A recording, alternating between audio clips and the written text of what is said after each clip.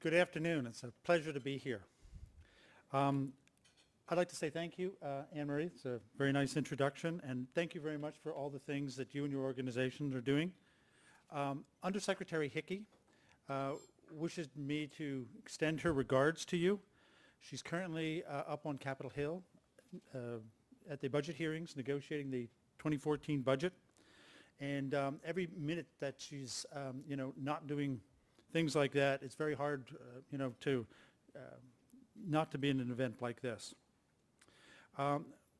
Also, I'd like to say, thank you to Mike Haney, for coordinating this event and for the extraordinary work that both your organizations have done helping veterans.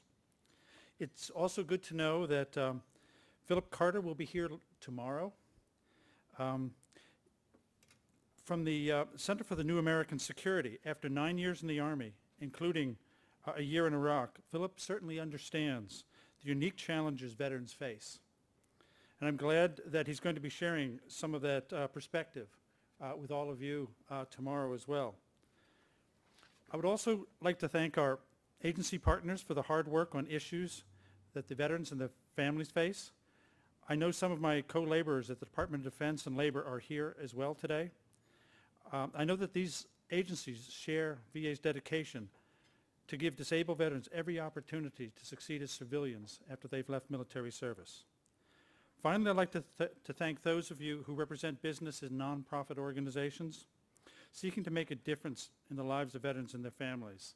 And we really do have a unique opportunity here to convene around the issues of great importance to our nation, and that we have a responsibility, a really true responsibility, to fulfill what President Obama described as that sacred trust to our service members. And once they put on that uniform, it's important that when they come back, that if they've suffered injury, that we're there to help them, especially to get new jobs as they transition into the civilian labor force. Last year, we reached out to veterans all across the country and asked them to share some of their stories. The problems that they were facing, the way that they came to VA, how we were able to help them and to help bring about change in their lives. I'd like to share two of those stories, two of those powerful stories with you today, because they represent what's really possible. As we continue to work together, there's real examples from the lives that have been changed and the important work that's being done every day to fulfill that sacred trust that this nation has to our veterans.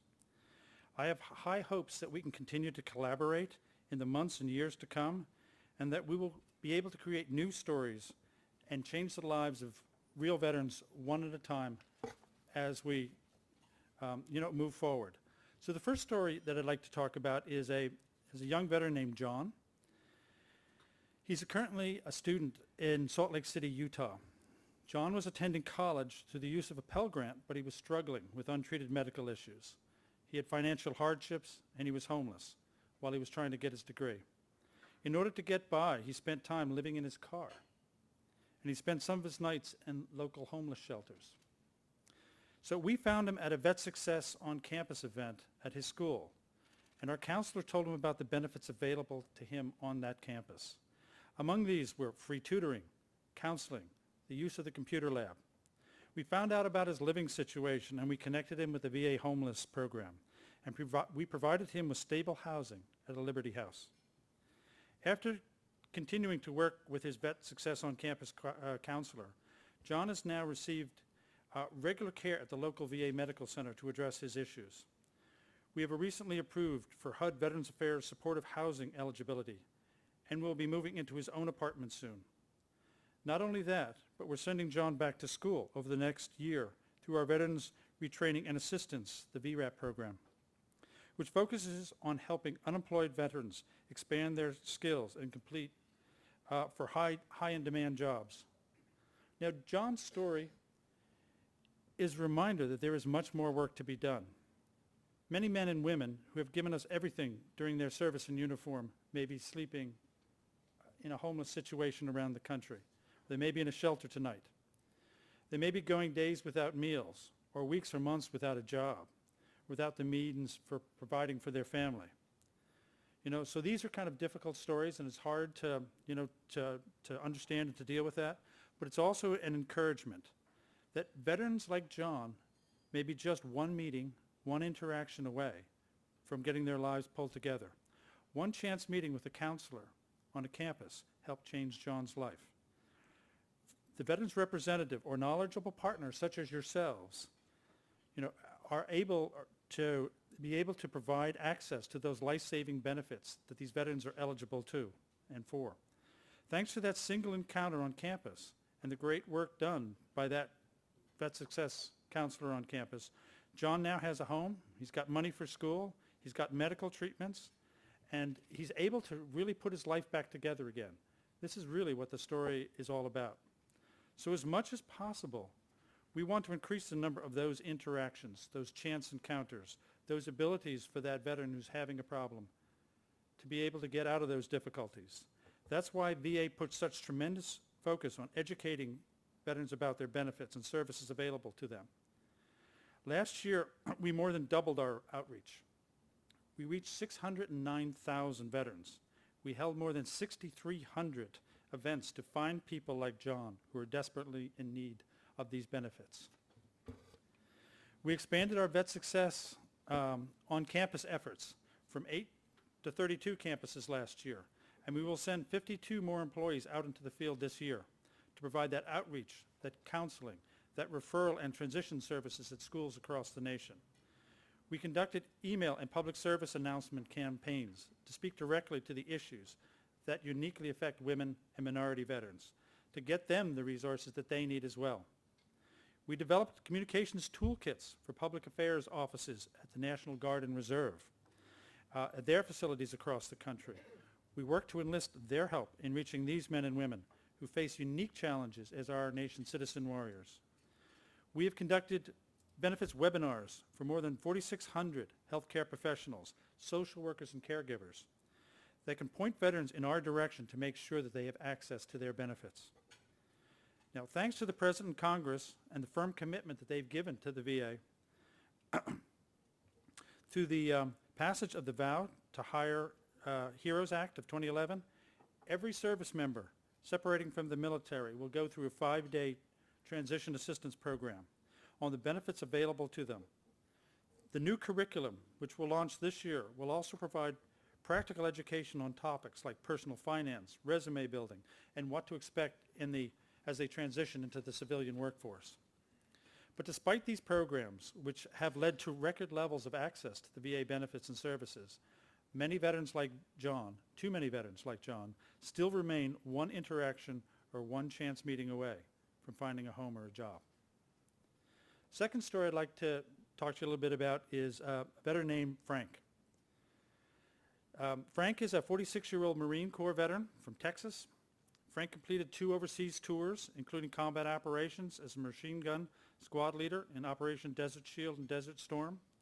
When he re-entered civilian life, he was dependent on his VA benefits because despite his best efforts, he couldn't obtain or maintain suitable employment. Through one of our print outreach campaigns, Frank learned about our VA's Chapter 31 Vocational Rehab and Employment, the VRNE program, and he soon began receiving counseling and guidance, and he had case management support from our VRNE program. Tomorrow, I think you're going to be hearing from Marguerite Devlin, and she'll be telling you more about this program. Based on his employment, so VRNE service became available to him based upon his interests, and we arranged for him to participate in a non-paid work experience program, which provides the veterans with work-related experience at local, state, or federal government agencies so that they can gain the marketable skills that will lead to a full-time employment opportunity. Frank took advantage of this opportunity, and his voc rehab counselor arranged a position for him in the medical supply department at his local VA medical center. Through this experience, he was able to develop the knowledge, skills, and abilities that made him competitive in his local job market. And we're proud to say that after completing this program successfully, he was able to secure full-time employment and a permanent position as a medical supply technician. This is a common, although not guaranteed, outcome for many of our veterans, and it's not surprising why. I think we all know that veterans work hard, they're mission-focused, they're team players. They stay until the job is done, and they're highly effective leaders. They've lived and breathed the core values of the military and of our nation. From what I remember about my years in the private sector, most companies jump at the opportunities to hire someone with that sort of skill and that sort of experience. Right now, we have 905 VRE counselors across the country, working cases like these every day to help veterans begin pursuing suitable civilian careers as they transition out of the military. We have also committed to bring on more than 90 new counselors to focus solely on jump-starting the transition of service members separating from the military because of wounds, injuries, or illness.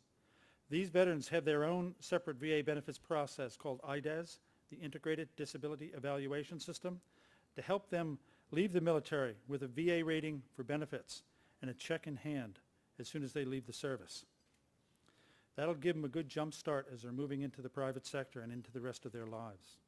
With these and many other efforts combined, we have successfully rehabilitated about 40,000 disabled veterans over the past 4 years.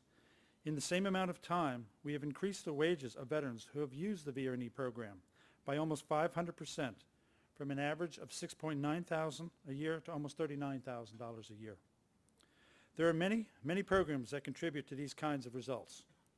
Programs like on-the-job training, where employers pay veterans at an apprentice wage rate and VA supplements that salary until the veteran reaches the journeyman level.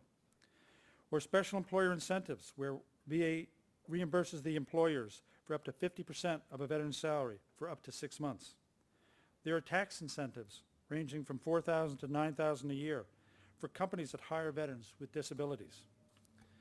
Our special adapted housing grants, though not directly related to employment, these programs have put $108 million into the hands of more than 2,000 veterans to make the disability accommodating modifications to their homes so they can live a normal life. VetSuccess.gov is one of our premier employment resources. It provides information and links to jobs, to career service, and to military skills translators. Among the many other materials, by the end of FY12, we had more than 170,000 veterans and 5,000 potential employers, including companies like GE, Lockheed Martin, Northrop Grumman, using that website. Last year alone, we had 2,100 jobs posted and 126 million hits on the website. So we're out there, we're trying to connect the veterans and the companies to make sure that these opportunities are made available to them. Finally, our Veterans Employment Toolkit, which you can find at va.gov Vets in Workplace, provides necessary resources to employers, managers, and HR professionals to help veterans get those jobs. In conclusion, we in VA all believe we have an obligation and a duty to care for this nation's veterans, especially those who are ill or injured because of their military service while they wore the uniform. Veterans and their families have fought and sacrificed for this nation. They shouldn't have to fight for a job when they come home. VA stands committed with our agency partners and colleagues to make sure that every single veteran has access to the benefits and the services that he or she has earned. We are moving towards that goal faster than ever before with new programs and services that drastically increase our reach and the veterans' access. But until we reach that goal, my message to all of you here today is we need to strive together to be that one interaction or that chance encounter that reaches every veteran in need, like John or Frank, and to put the information into their hands so that they can change their own lives. Help us by using your networks, by your affiliations, and your reach to connect with veterans who are struggling to make ends meet with the programs and services that we've built for them. We can do a lot together. Connect with the members of our staff. You're going to hear from Kurt later today. You're going to hear from Marguerite tomorrow. I'm going to suggest you get their business cards. Write them an email. Make the connection.